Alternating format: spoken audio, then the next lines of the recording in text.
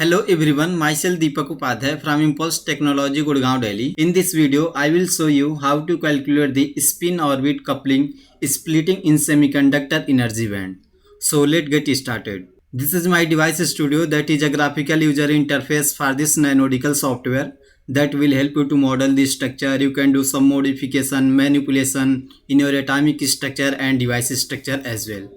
So first I would like to import the silicon from my local database. So for this you can go to the file option and then you can select this import local, and here you can see this is the material database that exists inside this software. So for the silicon you can go to the 3D material, select this semiconductor, and here you can select the silicon and then you can click on open. So here you can see this is the silicon that I have imported from my local database. So first I would like to calculate it for the general spin, and then I would like to calculate the property for the no spin. So I would like to rename it.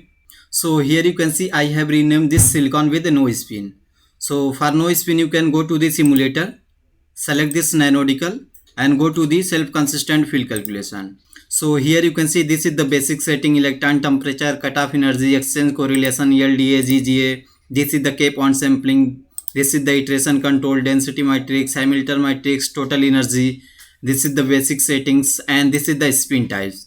So for the spin type, here you can select the no spin, and also you can change the K point sampling. Here you can see I have selected N1 is equal to 9, N2 is equal to also 9, and N3 is also 9. Then you can click on this generate file. So once you click on this generate file, in the project window you can see the SCF input for this silicon with no spin has been generated. So you can select this scf.input file, right click and click on open with, and this is the script that will automatically generated once you click on this generate file. Here you can see what parameter we have defined. This is the basic settings: electron temperature, cutoff energy, and here you can see no spin is included.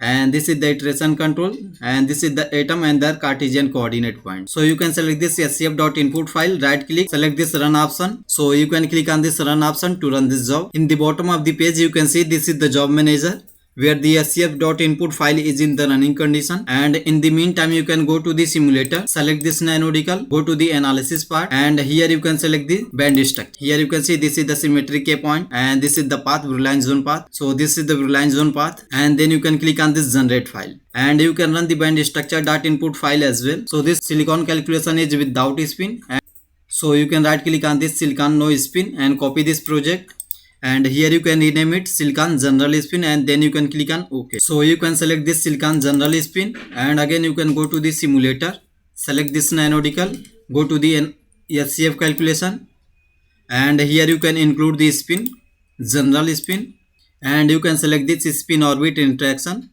and then you can click on this generate file. So once you click on this generate file, in the project window you can see the SCF input for the general spin has been generated, and then you can run this SCF input as well. Again you can go to the simulator, select this NanoDCAL, go to the analysis part, and here you can select this band structure, and then you can click on this generate file. Again you can run the band structure.input file as well. So in the job manager you can see all the input file is in the running condition, so you can wait until the calculation finished. In the job manager you can see all the SCF input and band structure has been finished, and their output file has been generated. So this band structure is without spin, so you can select this show view, and again you can select this general spin band structure. So at the first glance you can see the general spin and no spin band structure seem to be same. So in particular they all have the indirect band gap of the about 0.0161 electron volt and 0.0165 electron volt. So whenever you zoom at the highest valence cell, that is gamma point, then here you can see the top band is split into two bands, so corresponding to the heavy and light holes. The third energy band is separated from the other two energy band by, so this is called the splitting. So thank you for watching the video.